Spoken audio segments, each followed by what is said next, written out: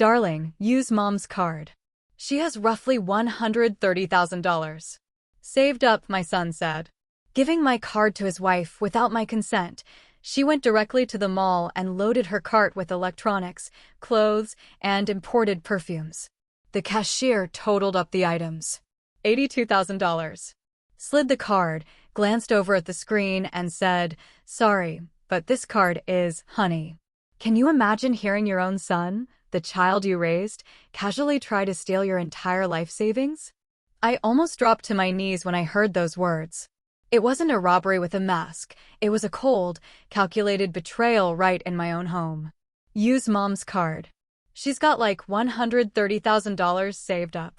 Edward's voice drifted in from the living room, and it felt like the floor truly was opening up beneath me. I was in the kitchen, my hands deep in flour, preparing lunch, when those words sliced through the wall and hit me straight in the chest like a closed fist. I couldn't believe what I'd just heard.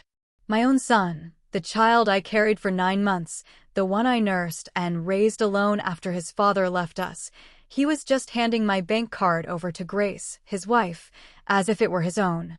As if that $130,000, which cost me 40 years of my life, of ruined knees from scrubbing other people's floors, of tired eyes from sewing until dawn, belonged to him. My rolling pin clattered onto the counter. I stood there, completely paralyzed, my heart beating so hard I could hear it pounding in my ears. "Are you sure, sweetie? She won't get mad."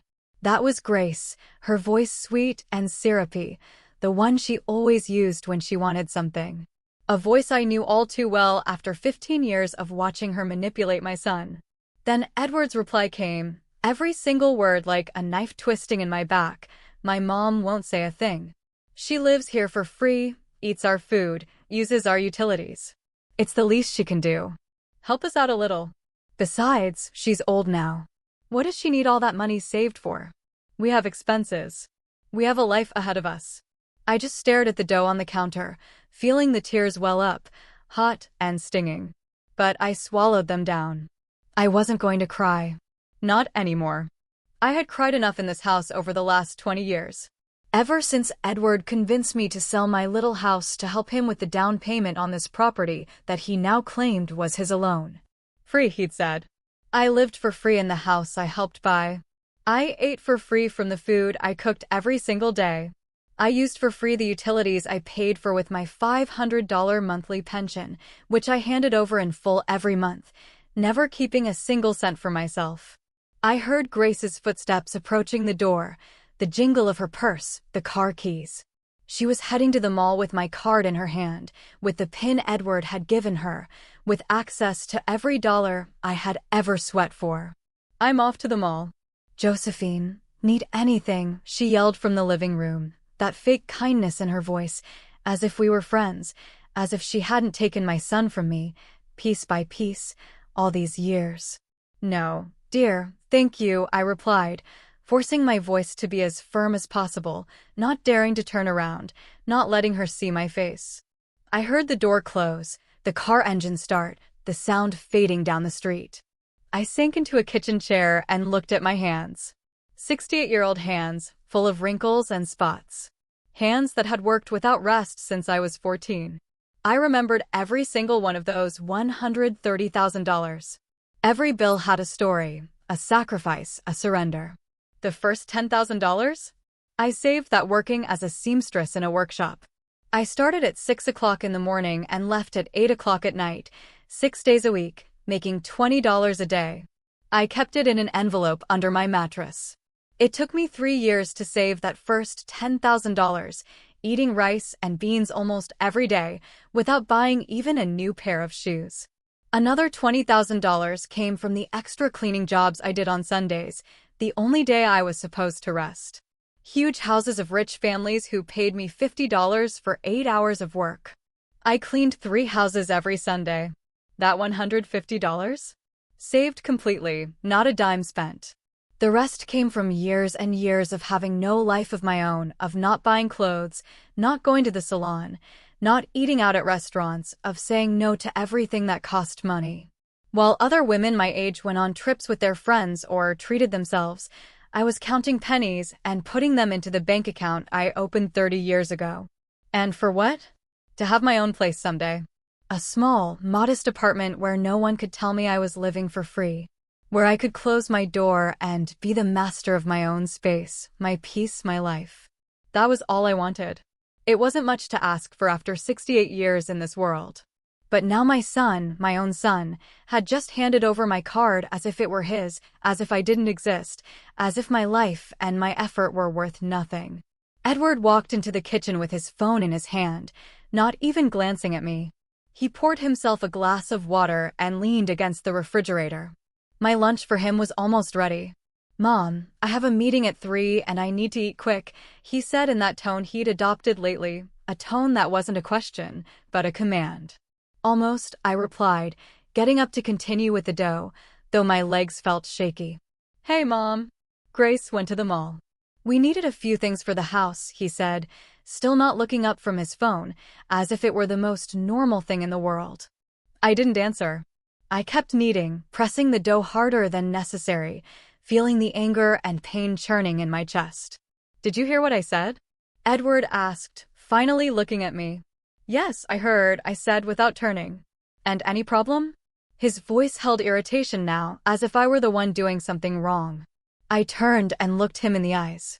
Those eyes that used to look at me with love, with respect, with admiration. Now all I saw was impatience and annoyance. "Should I have a problem?" I asked, staying calm, even though inside I was a volcano about to erupt. "No, of course not. It's just some things for the house. Besides, Mom, you live here.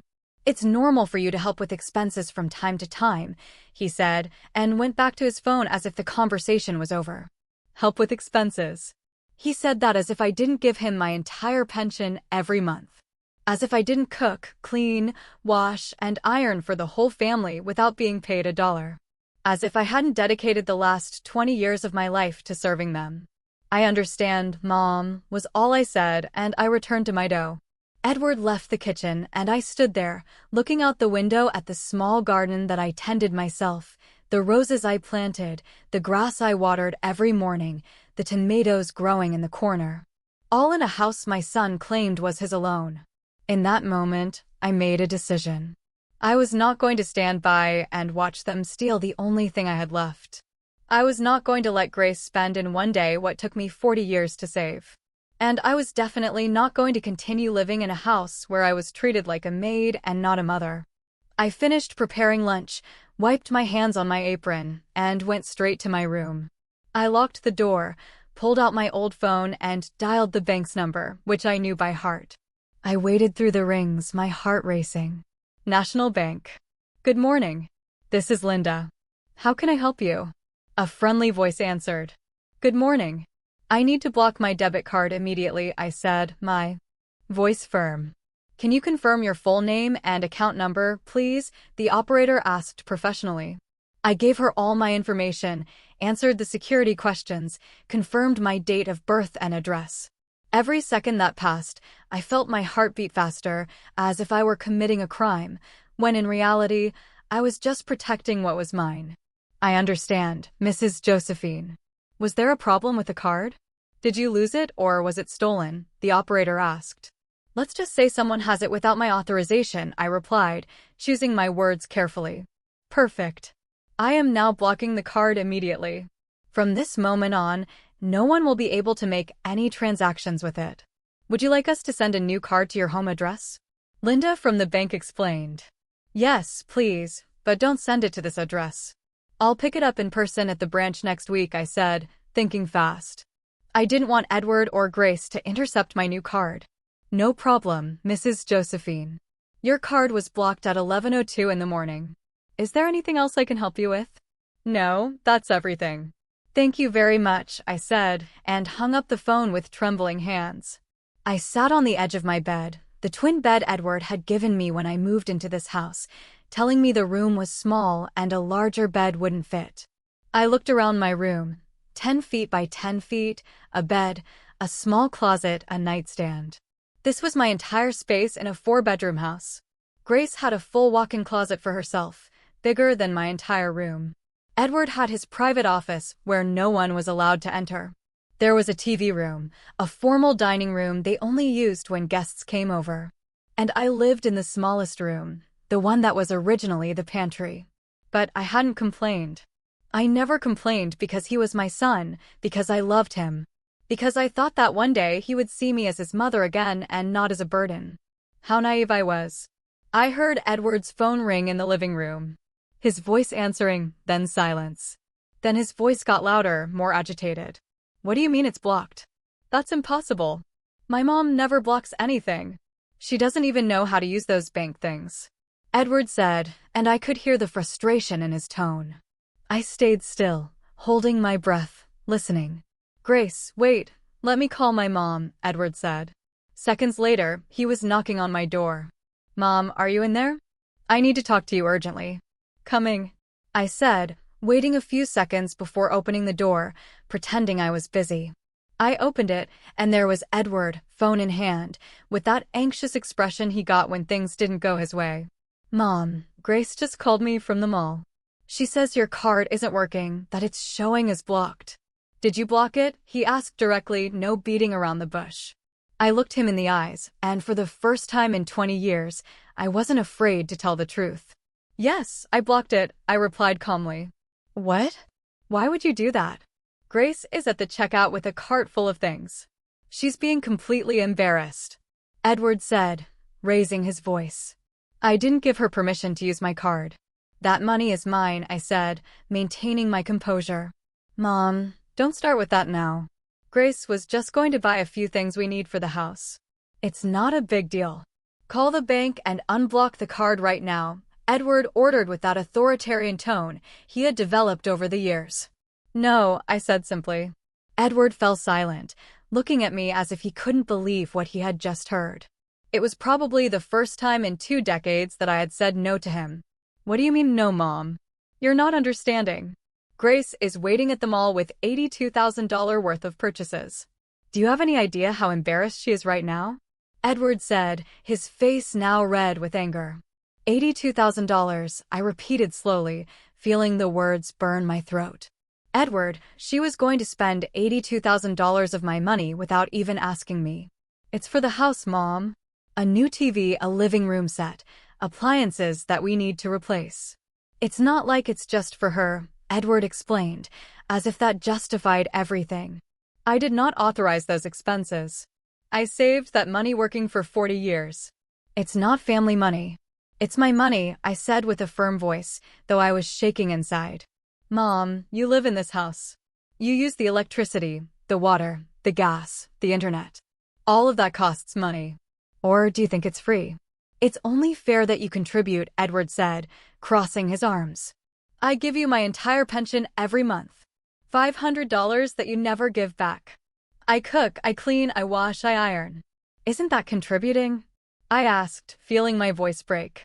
But I stood my ground. That $500 doesn't even cover your food expenses, Mom. You're being selfish. You have $130,000 saved up that you're not using for anything. What do you want it for? What are you going to do with it at your age? Edward said. And those words hurt me more than any physical blow. At my age. As if at 68, I no longer deserve to have dreams, plans, dignity. That money is to buy my own apartment and stop being a burden to you, I said. I saw Edward's eyes widen in surprise. What are you talking about? Nobody said you're a burden, Edward replied. But his voice didn't sound convincing. You just said it 5 minutes ago in the living room. You told Grace I lived here for free, that I ate her food, that I used her utilities, that I was old and didn't need that much money, I said. And I saw Edward's face go pale as he realized I had heard everything.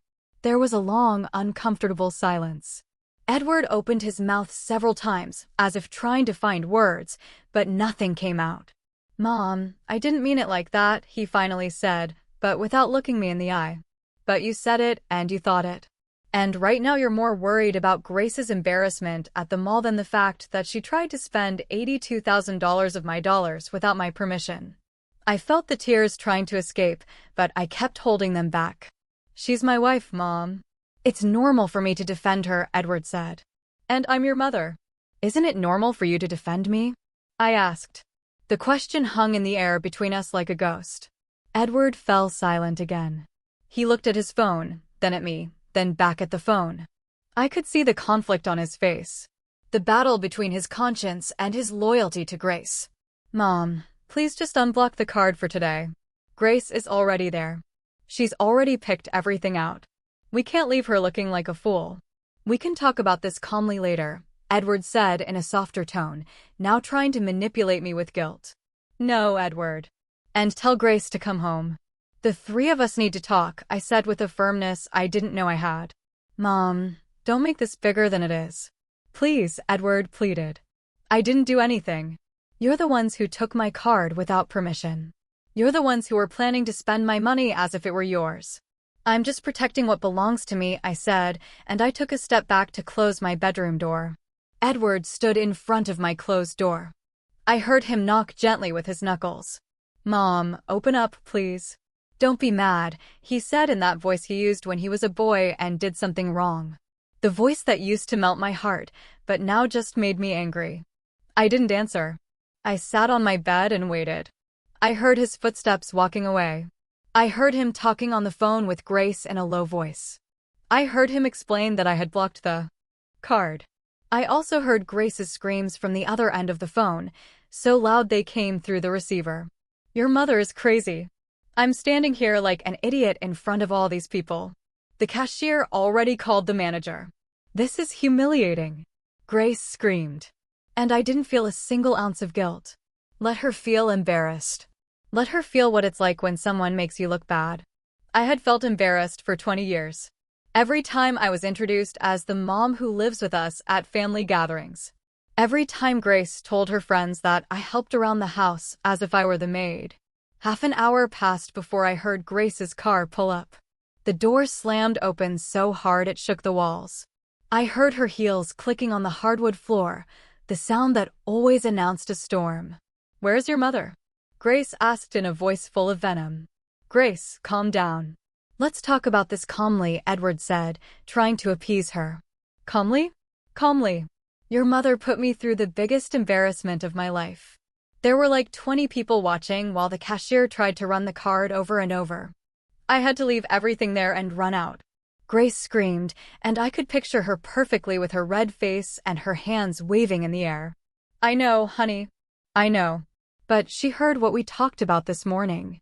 She's upset, Edward explained. So what if she heard? We told the truth. She lives here without paying for anything.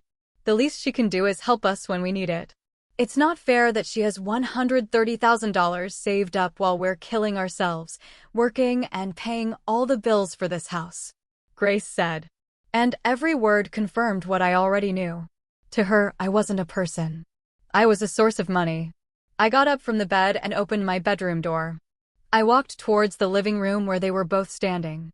Grace looked at me with those eyes full of fury, still holding the empty shopping bags. Josephine, we need to talk seriously, Grace said, without even greeting me, without a hello or a good afternoon. Yes, we need to talk, I replied calmly, and I sat in the armchair that was the only place they allowed me to sit. The large sofa was Grace's exclusive territory. Why did you block your card? Why did you embarrass me like that? Grace attacked immediately. I didn't embarrass you. You brought it on yourself by trying to spend $82,000 of my money without my permission, I replied, looking her directly in the eye. It's not just your money. This is a family share. Grace shouted, taking a step towards me. I am not your family, Grace. I am Edward's mother, and my money is mine. I earned it. I saved it, and I decide what to do with it, I said, keeping my tone calm, even though inside I wanted to scream everything I had held back for 15 years. Mom, please don't be like that. Grace just wanted to buy things we really need for the house. The TV in the living room is 8 years old. The couch is all worn out. The refrigerator is making weird noises, Edward intervened, trying to justify the unjustifiable. If you need those things, buy them with your own money. You both work. Edward makes good money as an engineer. Grace works at that clothing store. You have 2 salaries. Why do you need mine? I asked. Because we have expenses, Josephine. This house doesn't maintain itself. The mortgage is $1,200 a month. Utilities, another 300. Food, about 500. The internet, phones, the car insurance. It all adds up. There's nothing left at the end of the month. Grace explained in that victim tone she knew how to use so well. I give you $500 from my pension every month. That helps, I said. $500 is nothing, Josephine. That barely covers your food. Grace said with contempt. Then let me go. Let me buy my apartment with my money and stop being a burden to you, I said. And I saw Grace and Edward exchange a quick glance. A look I couldn't interpret at the time, but later understood perfectly. Mom, don't say that. Nobody wants you to leave. This is your home, Edward said. But his words sounded hollow, rehearsed. This is not my home, Edward. You said it yourself this morning. This is your house. I just live here, I said, feeling my voice finally break. Oh, for God's sake, don't start with the drama, Josephine. Nobody said that. Edward was just talking, Grace intervened, rolling her eyes.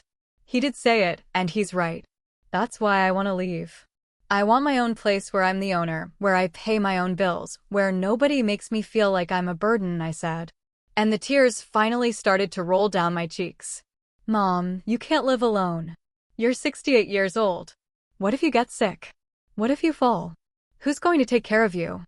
Edward said with that fake concern that angered me more than his insults. I'm 68, not 108. I'm perfectly healthy. I can take care of myself. I did it for 40 years before I came to live here. I replied, wiping my tears with the back of my hand. But it's different now, Mom. You're older now. You need to be with family, Edward insisted. What I need is respect and dignity, and I don't have that here, I said, getting up from the armchair. Look, Josephine, let's be honest.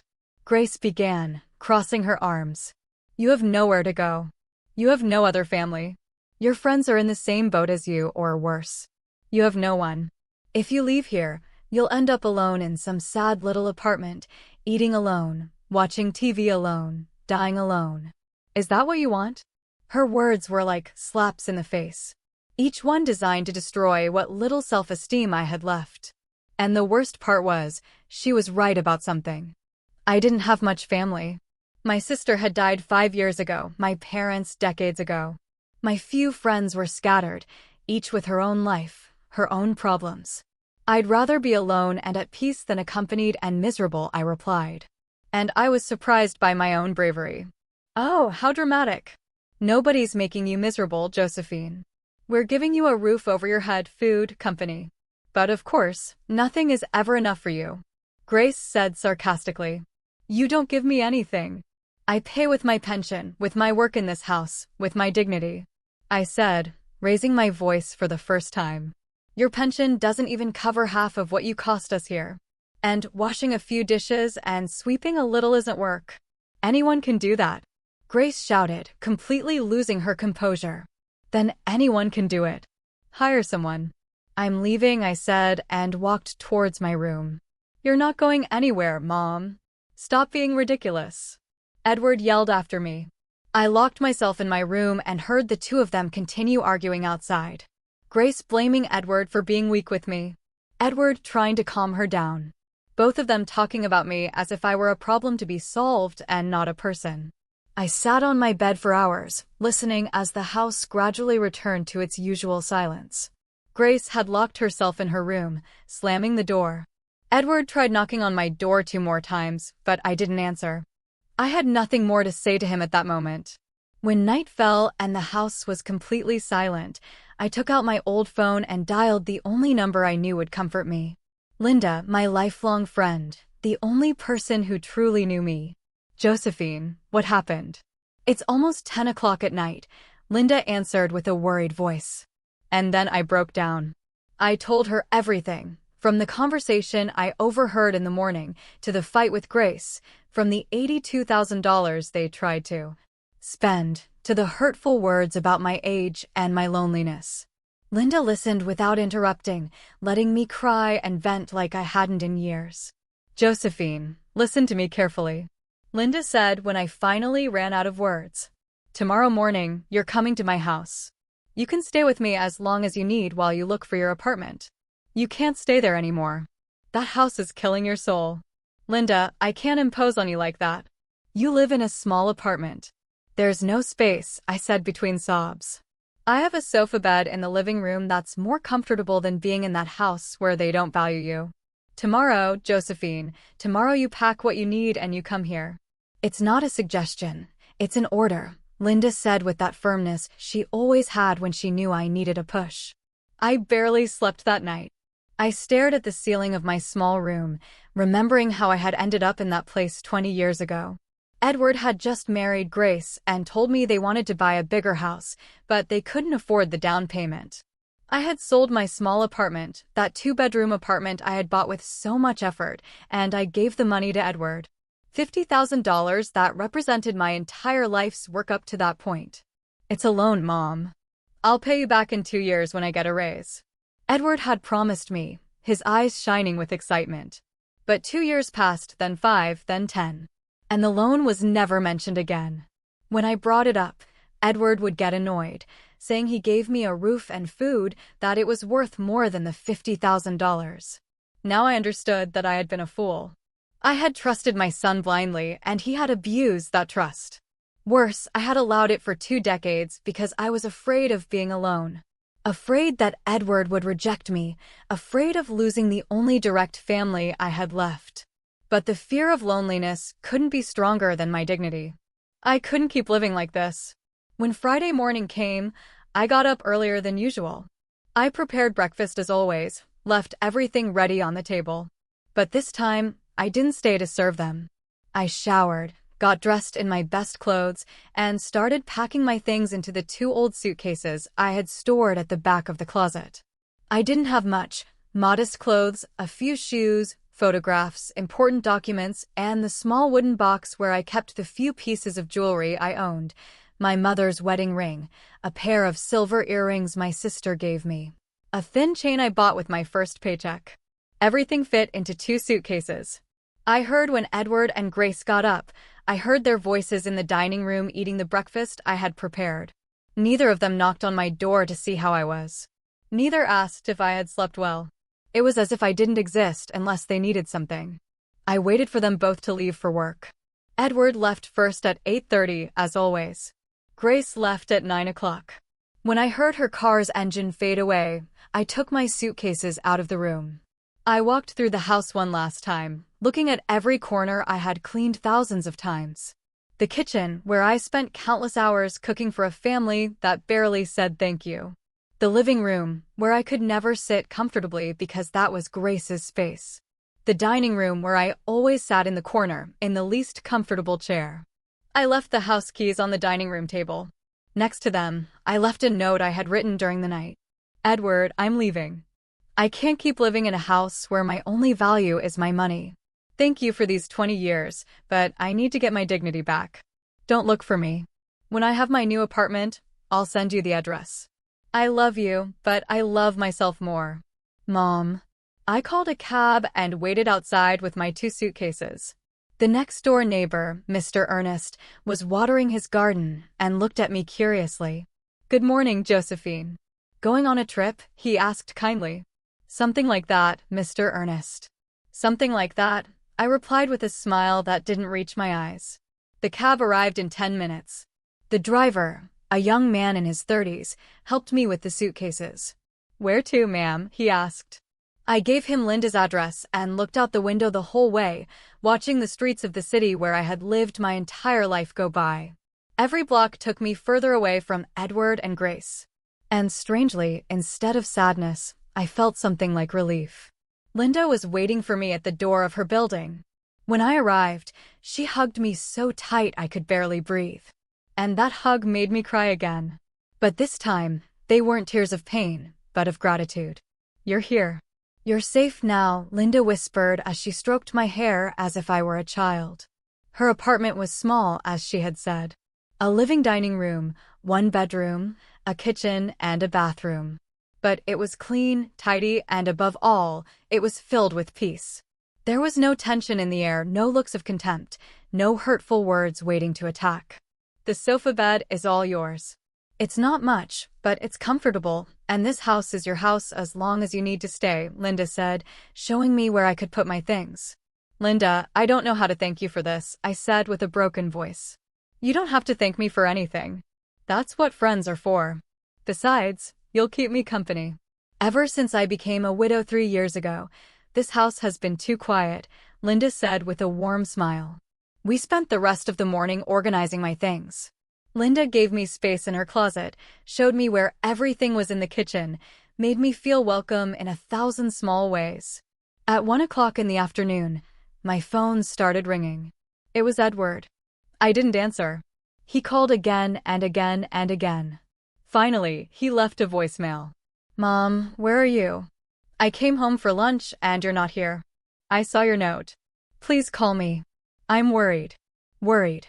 How interesting that he was worried now. He wasn't worried yesterday when he yelled at me. He wasn't worried when his wife tried to steal $82,000 from me. He wasn't worried for 20 years while I withered away in that house. Linda looked at me with questioning eyes. Are you going to answer him? She asked. Not yet. I need to think clearly first. I need to decide what I'm going to do with my life before I talk to him, I replied, turning off the phone. That afternoon, Linda and I sat on her small balcony with a cup of coffee. From there, you could see the city, the buildings' life moving on the streets below. You know what hurts the most, Linda? I said after a long silence. It's not the money they tried to spend. It's not even that they disrespected me. What hurts the most is that I lost 20 years of my life trying to earn my son's love. And now I realize that love was always conditional on what I could give him. Linda took my hand in hers. Those hands also wrinkled by the years, but strong and warm. Josephine, listen to me. You didn't lose 20 years trying to earn his love. You gave 20 years of unconditional love, which is very different. You're not the problem. The problem is that Edward and that woman didn't know how to value what they had, Linda said wisely. But I'm his mother. Mothers are supposed to sacrifice for their children, I said, still feeling that guilt that had been instilled in me my whole life. Mothers should love their children, yes, but children should also love their mothers. Love isn't a one-way street, Josephine. And sacrifice has a limit. When the sacrifice is killing your soul, it's not love anymore. It's self-destruction, Linda replied firmly. She was right. She always was. Linda had been my friend since we both worked in the same textile factory 40 years ago. She knew me better than anyone, had seen my marriage fail, had seen how I raised Edward alone, had seen how I slowly faded away in that house. Now you need to think about yourself. About what you want. About what Josephine needs to be happy, Linda continued. I want my apartment. I want my own place where no one can make me feel like I'm in the way. Where I can have coffee in the morning without feeling like I'm using someone else's electricity. Where I can watch TV without being told I'm taking up the couch, I said. And as I spoke, I felt something inside me grow stronger. Then that's what we're going to get. Tomorrow morning, we start looking for apartments, Linda said with determination. That night, I slept on Linda's sofa bed, and it was the best night's sleep I'd had in years. There was no tension, no fear of hearing footsteps outside my door, no anxiety, wondering what new form of humiliation awaited me the next day. On Saturday morning, my phone was still off, but I could imagine the number of missed calls I had. I didn't care. For the first time in 2 decades, I was my priority. Linda and I had a quiet breakfast, talking about everything and nothing, laughing about old memories, making plans. Afterwards, we got dressed and went out. We had marked 5 apartments to see that day, all within my budget. The first was too dark, with small windows that barely let in any light. The second was in a rundown building that smelled of damp.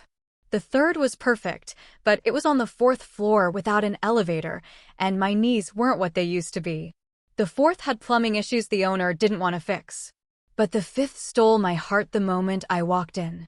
It was a 2nd-floor apartment in a well-maintained and secure building of only 6 floors. It had a living room with a large picture window overlooking a small park, a perfectly equipped open-plan kitchen, a spacious bedroom with a closet, and a clean, functional bathroom. It wasn't big, about 650 square feet, but it was cozy, bright, and had a peaceful energy. How much are you asking for it? I asked the man showing it to us. $55,000. It includes a parking space downstairs and a small storage unit in the basement. The HI fees are $100 a month, explained Mr. Benjamin, the owner. $55,000. I could pay for it in cash and still have $75,000 left to live comfortably, for emergencies, for my final years. Can I see it again? I asked, and Mr. Benjamin nodded kindly. I walked through each space, imagining my life there. My bed in the bedroom, my clothes in the closet, my few photographs on the walls. I imagined making coffee in that kitchen, sitting by that window to read, sleeping without being startled awake. I saw my future in those empty walls. And that future was bright. I'll take it. I want to buy it, I said in a firm voice. Mr. Benjamin smiled broadly. Excellent decision, ma'am. It's an apartment with very good energy. The previous owner lived here for 20 years. She only moved because she went to live with her daughter abroad. It's well cared for, never had any problems, he explained as he took some papers out of his briefcase. We need to do the legal paperwork. Do you have a trusted lawyer, or would you prefer I recommend one? Mr. Benjamin asked. I know a good one, Linda intervened. My cousin's son is a lawyer. He's honest and charges a fair price. Perfect. Then we can meet on Monday to start the paperwork. It usually takes a week to complete the whole legal process, Mr. Benjamin said. 1 week.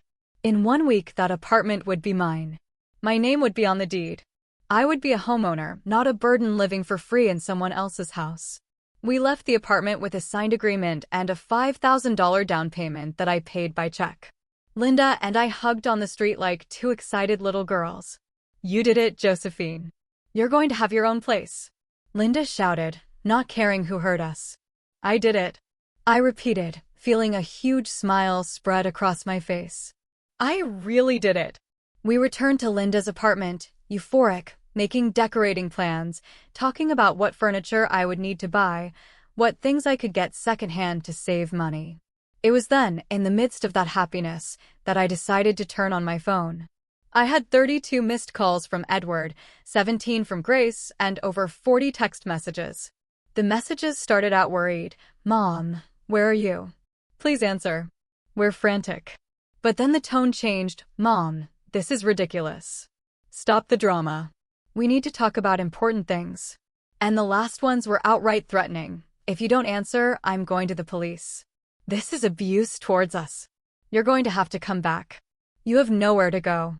Linda read the messages over my shoulder and snorted with indignation.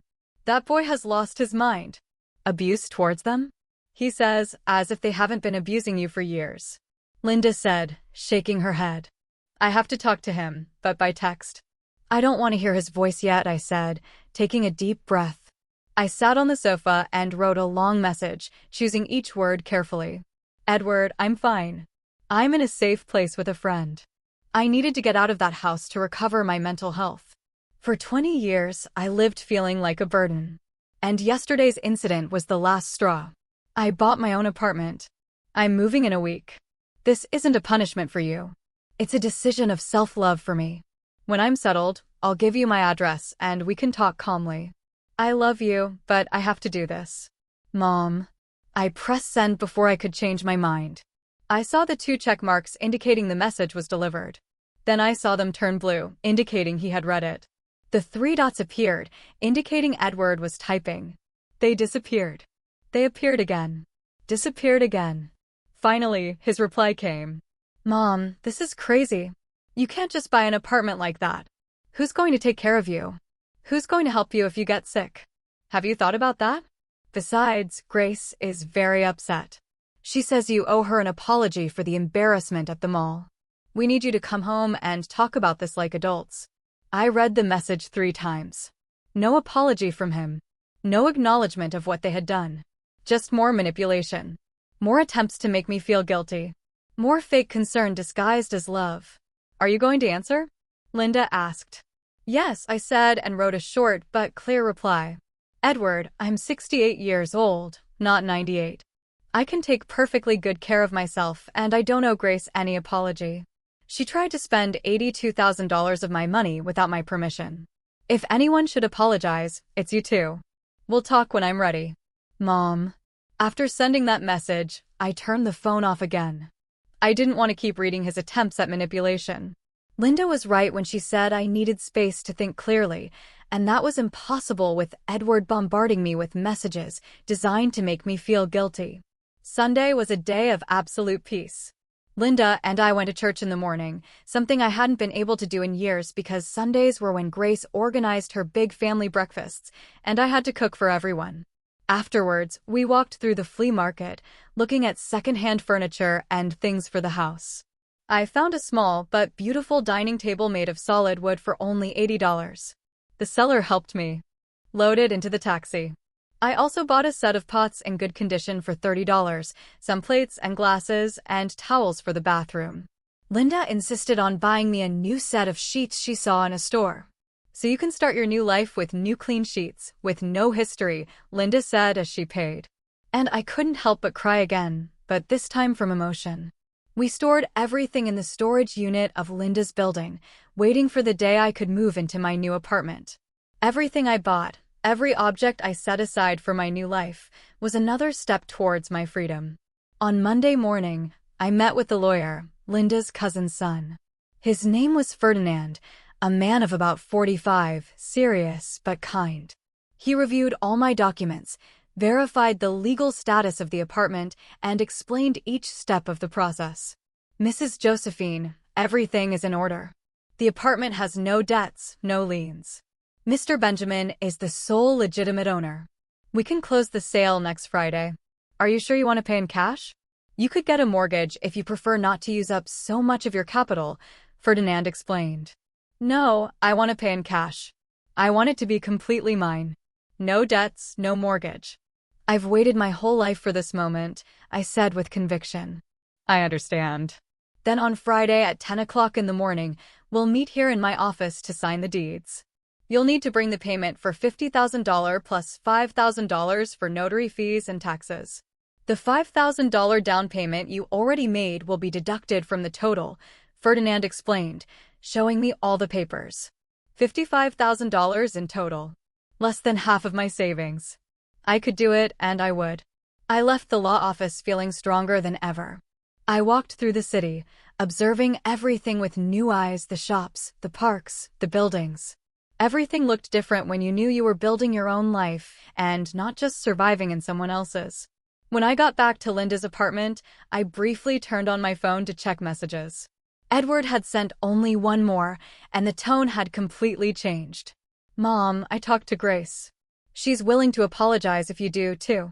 We can forget this whole misunderstanding if you come home today. We miss you. The house isn't the same without you. Please think carefully before you make a mistake you can't reverse. A mistake I can't reverse. As if buying my own home was a mistake. As if reclaiming my dignity was something to regret. As if 20 years of feeling invisible wasn't the real mistake. I didn't reply. I had nothing more to say to him for the moment. The next few days passed in a mix of nerves and excitement. Linda and I continued buying things for my apartment. A small but comfortable sofa we found at a garage sale for $120. A used but excellent condition queen-size bed for $200. A slim bookcase, some lamps, simple curtains. I also went to the bank to arrange everything for the payment. The teller, a young woman named Ramona, was very patient with me as I got the cashier's check for $55,000. Ma'am, this is a considerable amount. Are you sure this is a legitimate transaction? We don't want you to be a victim of fraud, Ramona said with genuine concern. It's not fraud, dear.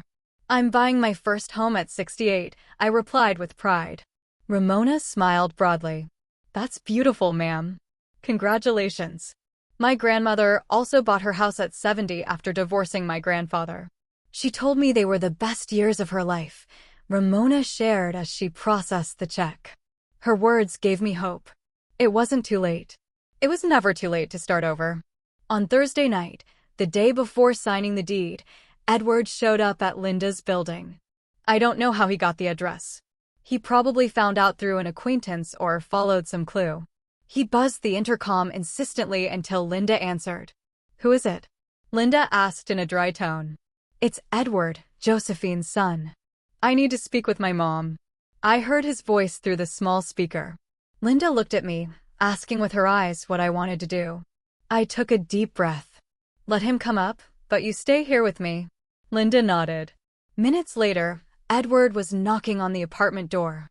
When I opened it, I was surprised to see him looking so worn out.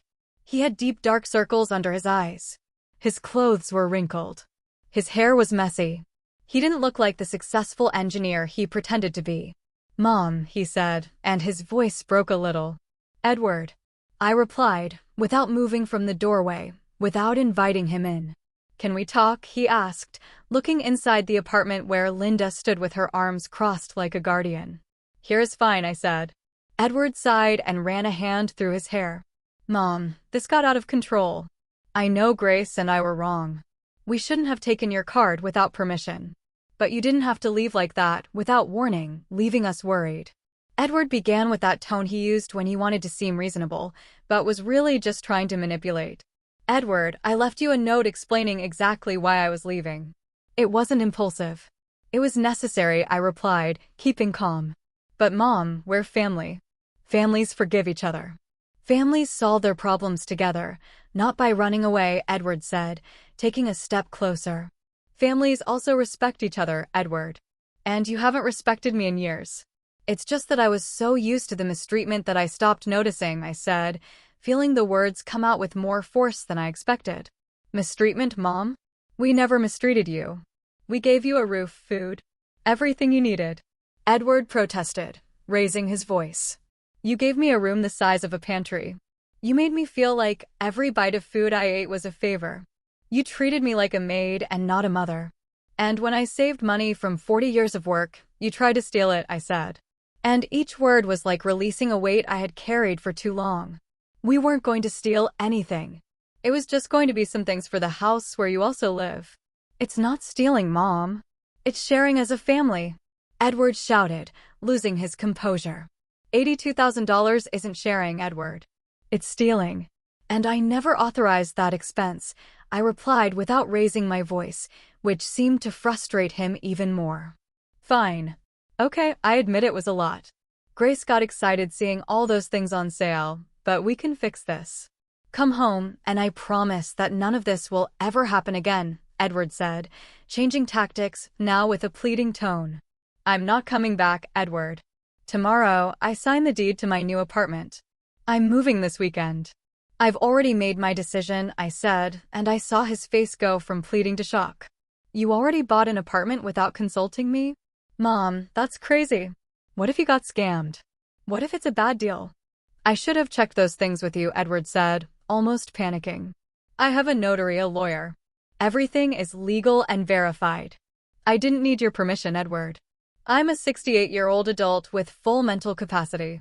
I can make my own decisions," I explained patiently.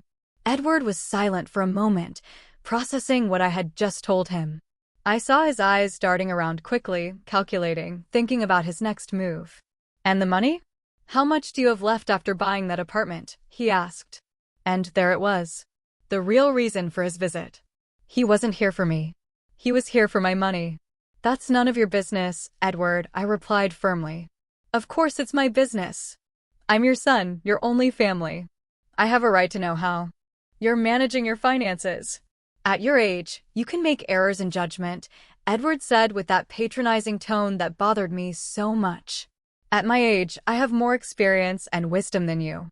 I've managed my money for 40 years without making mistakes.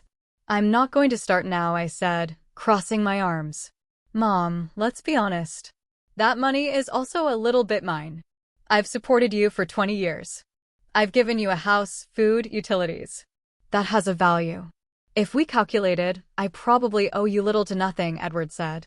And his words hit me like a bucket of ice water. Linda stepped forward from inside the apartment.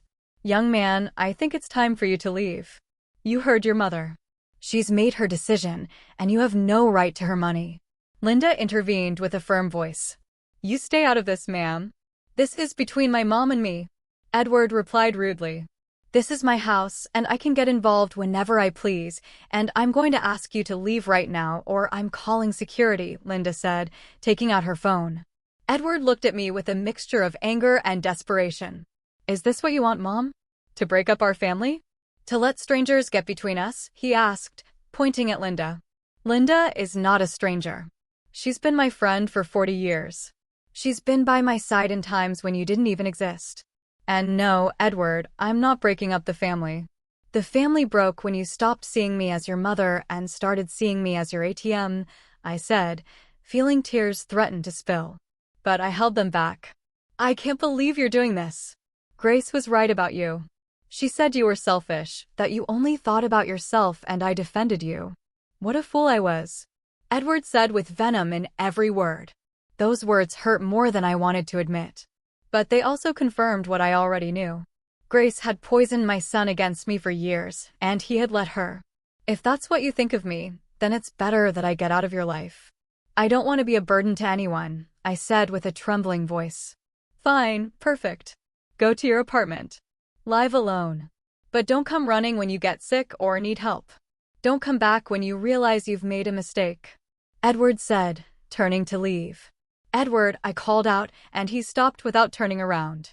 I love you. I'll always love you. You're my son, but I can no longer live sacrificing my dignity for your comfort. I hope one day you understand that. Edward didn't reply. He just kept walking towards the elevator. I watched him press the button and disappear behind the closing doors. And with those doors, a chapter of my life also closed. Linda hugged me as I finally allowed myself to cry. I cried for the 20 lost years, for the broken relationship with my son, for the family that could have been but never was. But I also cried with relief because I knew I had made the right decision, even though it hurt. I barely slept that night.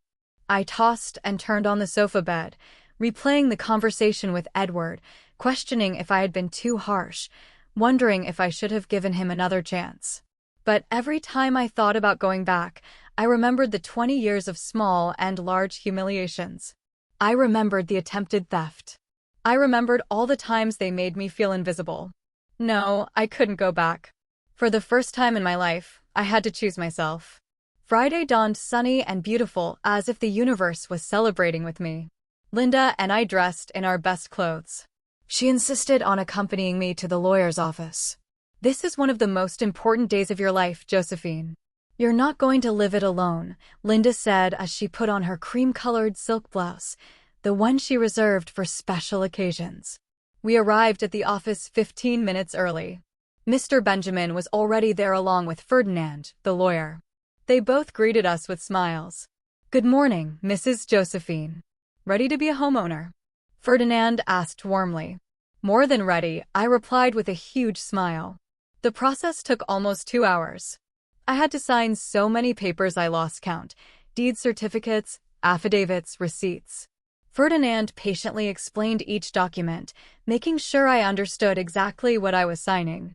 When it was time to hand over the $50,000 check, my hand trembled slightly. It was almost everything I had, but I looked at Linda, who was smiling at me with pride, and I remembered why I was doing this. I placed the check on the table. Mr. Benjamin reviewed it, nodded in satisfaction, and Ferdinand officially processed it. Very well, Mrs. Josephine. With this, we complete the transaction. This apartment is now legally yours. Here are the deeds with your name, the keys, and the building documents. Congratulations on your new home, Ferdinand said, handing me a thick envelope with all the papers and a keychain with 3 keys. I took the keys in my hand and held them as if they were the most valuable treasure in the world. And to me, they were. Those keys represented freedom, dignity, independence. They represented the end of a dark chapter and the beginning of something new. Thank you, Ferdinand. Thank you, Mr. Benjamin. You don't know what this means to me, I said, my voice breaking with emotion. Believe me, I do, Mrs. Josephine. I've seen many transactions in my life, but few with as much emotional weight as this one. I hope you'll be very happy in your new home, Ferdinand said with sincerity. We left the lawyer's office, and Linda practically screamed with excitement on the street. You did it. You own your own home. At 68, you've taken your life back. She shouted as she hugged me, and we spun around on the sidewalk like 2 crazy little girls. People passing by looked at us curiously. Some smiled at our joy. An elderly woman stopped and asked what we were celebrating. I just bought my first apartment.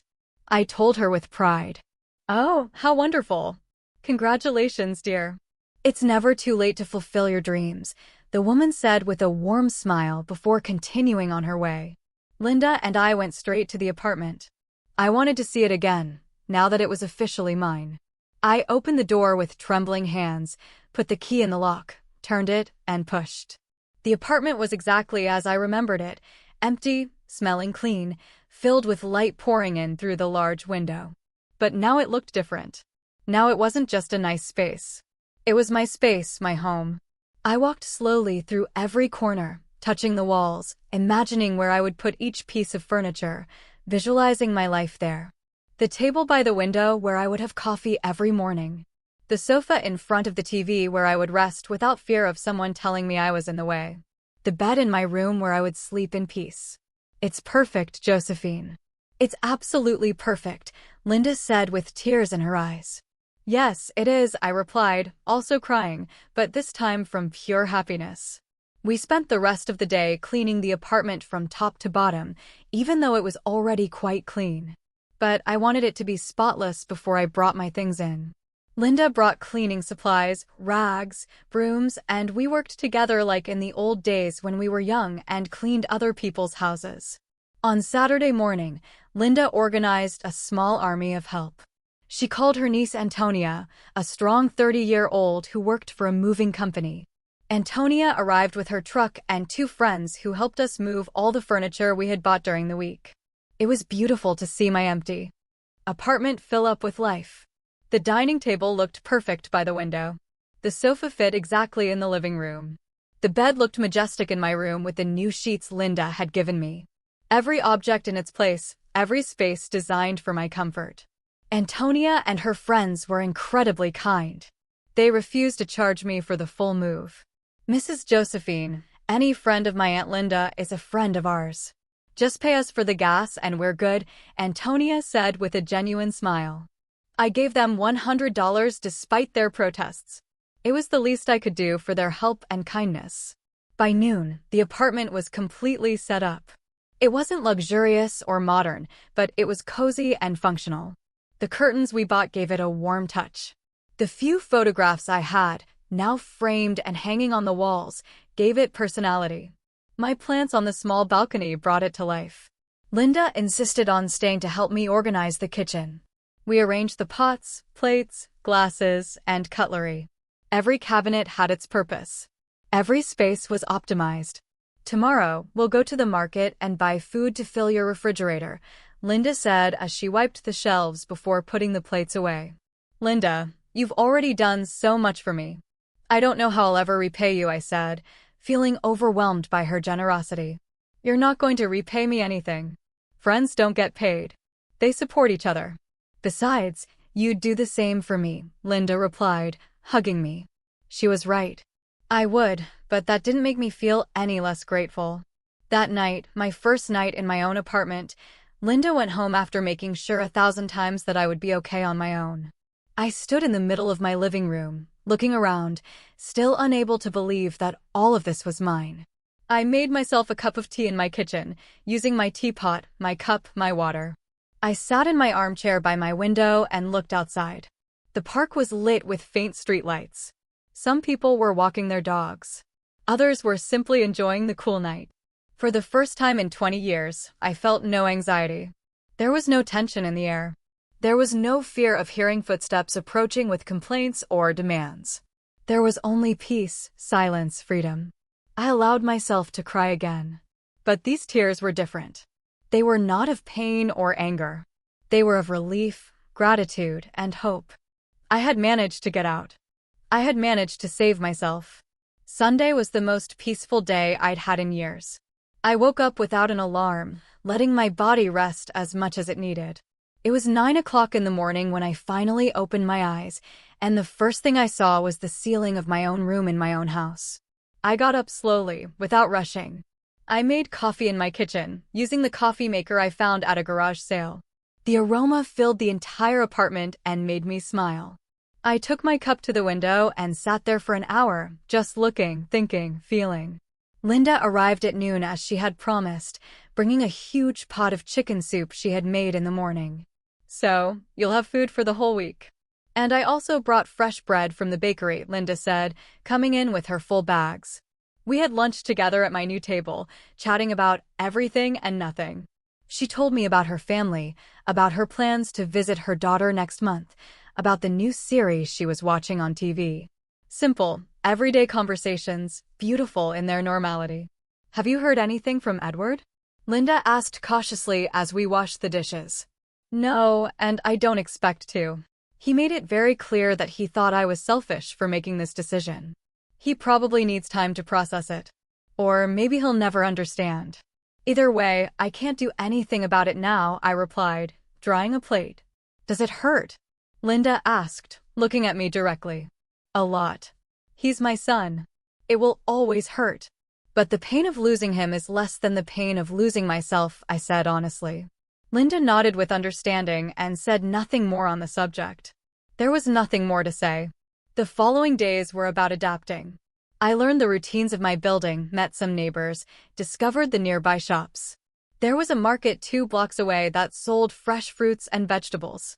A bakery 3 blocks away that made the most delicious bread I had ever tasted.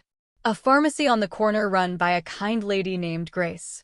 Ironically, but a completely different Grace from the one I knew. I created a simple but satisfying routine. I would wake up early, make coffee, and have breakfast looking at the park. Then I would do my chores at my own pace, without pressure. In the afternoons, I would read or watch TV shows that I chose, without having to negotiate with anyone. At night, I would cook for myself, small portions of meals I enjoyed. A week after moving, I received a message from Edward. I hadn't blocked him, although Linda had suggested it. Part of me still hoped that my son would come to his senses. The message said, "Mom, Grace, and I went to the house you left. We need to know if you're coming back to pick anything up or if we can dispose of the things left in your room." Dispose? What a cold word. As if the 20 years of my life in that house could just be disposed of. I replied, "Edward, you can donate or throw away whatever is left. I've already taken everything that was important to me. The old clothes and junk that are left, I don't need." There was no reply after that. 2 weeks later, I was at the market buying vegetables when I saw Grace. She saw me too. For a moment, we just stared at each other from a distance, each one sizing up the other. I expected her to approach me, to say something hurtful, to cause a scene, but she just turned and walked away in the opposite direction. It was strange to feel relief instead of pain. It meant I had really managed to close that chapter. A month after moving, Linda organized a small dinner party at my apartment. She invited her niece Antonia, her cousin Sarah, and 2 other friends from her building. There were 6 of us women of different ages, sharing food, laughter, and stories. Antonia told us about her job at the moving company, all the strange things she had seen, the families she had helped. Sarah shared cooking recipes her grandmother had taught her. Linda's friends talked about their dream trips, places they wanted to see before they were too old. "And you, Josephine, what dreams do you have now that you have your own house?" Antonia asked with genuine curiosity. The question took me by surprise. I had been so focused on surviving, on escaping, on settling down that I hadn't thought about dreams beyond having my own space. "I don't know," I answered honestly. "I think my dream was this, to have my own place. But now that I have it, I guess I can start dreaming about other things." "Well, you have to dream big, Josephine. You're still young. 68 is nothing. My mom is 82 and she just learned to swim," Sarah said enthusiastically. That night after everyone had left, I kept thinking about that question. What did I want to do with the rest of my life? I had my apartment. I had $75,000 in the bank. I had my health. I had time. What would I do with all of that? The answer came a week later, unexpectedly. I was in the park in front of my building, sitting on a bench, enjoying the afternoon sun when an elderly woman sat down next to me. She must have been at least 80, but she moved with energy and joy. "Beautiful day, isn't it?" the woman said with a smile. "Beautiful," I replied. "Do you live around here?" she asked, pointing towards the buildings. "Yes, I just moved in a month ago in that building, 2nd floor," I said, pointing to my window. "Oh, that's nice. I live on the other side of the park. I come here every day to walk. The doctors say it's good for the heart, but I come because I like to see the people, see the children play. Watch life go by, the woman said philosophically. We talked for almost an hour. She told me her name was Antonia, that she had been widowed for 10 years, that she had 5 children, all living in different cities. She told me she had learned to live alone and that this was the happiest time of her life. When I was married, I always had to think about him first. What did he want to eat? What did he want to do? How did he feel? When my children were young, everything was for them. There was never time for me. But now I can do what I want, when I want, how I want, and it's liberating. Antonia explained, her eyes shining. Her words resonated deeply with me. It was exactly what I was beginning to discover.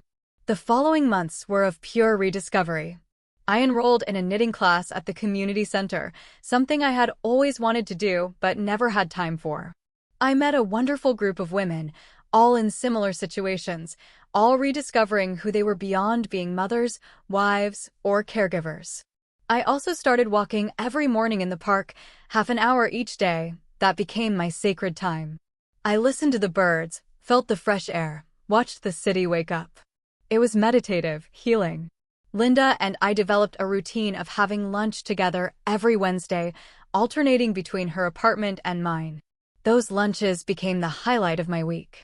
We cooked together, experimented with new recipes, laughed about everything and nothing. 3 months after I moved, I received another message from Edward. This time it was different. Mom, I know we haven't spoken in months. I know things ended badly. I've been thinking a lot about everything that happened. Grace and I are having problems. She wants things I can't give her. She's always dissatisfied. Always wants more. And I realized something. She treated you that way, too. As if what you gave was never enough. I think I understand now why you left. I don't expect you to forgive me, but I wanted you to know that I understand. I read the message several times. Part of me wanted to reply immediately, wanted to run and hug him, wanted to rebuild everything. But another part, the part that had learned to protect myself, urged caution. I showed the message to Linda during our Wednesday lunch. What are you going to do? She asked. I'm going to reply, but with clear boundaries. He's my son, and I love him, but I can no longer be the mother who sacrifices everything for him. If he wants a relationship with me, it has to be on my terms, I said with a firmness that surprised me. I wrote a careful reply. Edward, I appreciate your message and your honesty. Understanding what happened is the first step. If you want to rebuild our relationship, you are welcome, but it has to be different. I am no longer the mom who lets herself be manipulated or mistreated. I have my own life now, my own space, my own boundaries. If you can respect that, we can start over. I love you, but I love myself more now. Mom. His reply came the next day. I understand, Mom. Could I visit you someday just to see how you are? What's your new apartment like without Grace? Just me. We agreed that he would come the following Sunday. I spent the whole week nervous, obsessively cleaning the apartment, even though it was already clean, mentally cooking and recooking what I would say to him. On Sunday, he arrived promptly at 3 o'clock in the afternoon. When I opened the door, I saw a different Edward, thinner, with more gray hair, with tired but also softer eyes. Hi, Mom, he said with a trembling voice. Hi, son, I replied, and we hugged in the doorway. It was a long, healing hug full of unsaid things. I showed him the apartment. He walked through each space, attentively touching the furniture, looking at the photographs on the walls, observing everything. It's beautiful, Mom. It's small but cozy. It feels like you, Edward said with sincerity. We sat at my table by the window. I served him coffee and cookies I had bought that morning. We talked for hours. Edward told me about his problems with Grace, about how she constantly pressured him for more money, more things, more status. He told me he had started therapy to understand his behavioral patterns. The therapist made me see that I repeated with Grace the same thing Dad did to you. I let her treat you badly because I wanted to keep the peace in my marriage without realizing I was sacrificing my relationship with you, Edward admitted with tears in his eyes. Edward, your father and you are two different people. Your father abandoned us. You stayed, albeit in a distorted way. The fact that you recognize it now means you can change, I said, taking his hand across the table. Can you forgive me someday? Edward asked, looking at me directly. I've already forgiven you, son. Forgiveness isn't for you. It's for me, to free myself from resentment.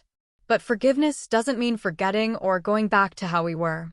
It means moving forward with healthier boundaries, I explained calmly. Edward nodded understanding.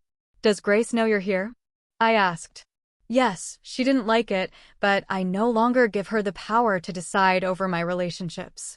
That's another change I'm making, Edward replied with determination. Our relationship after that day was a slow but genuine reconstruction. Edward started visiting me every 2 weeks, always alone, always respectful of my space and my time. He asked about my life, my activities, my friends. He really listened to me, not just waiting for his turn to speak. 6 months later, Edward and Grace divorced. I wasn't surprised. Some relationships are built on toxic foundations that eventually collapse. Edward moved into a small apartment similar to mine and began his own journey of self-discovery.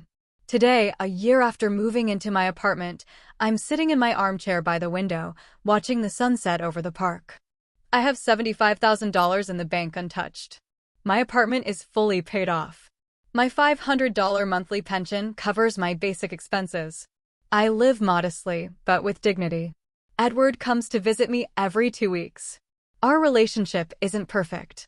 It probably never will be, but it's honest. He's learning to be a better son, and I'm learning to be a mother with healthy boundaries. Linda is still my rock, my best friend, my chosen family. The women from my knitting class have become my social circle. I have plans to take a small trip next year, something I never allowed myself to do. My life is not extraordinary. I don't have luxuries or spectacular adventures, but I have something I didn't have for 20 years, peace. I have my own space where no one makes me feel like I'm in the way. I have my own money that no one tries to steal. I have my own life that no one controls. Sometimes I look back and wonder what would have happened if I had the courage to leave sooner. But then I remember that every experience, even the painful ones, brought me here, to this moment, to this peace. I'm 69 now. I don't know how many years I have left, but I know that every day I live in this apartment, in my own space, with my own dignity intact, is a day well lived. It's a day lived for me. And that, after a lifetime of living for others, is more valuable than any amount of money in the bank. Have you ever had to choose between your family and your own dignity? Tell me what you think. I really want to know.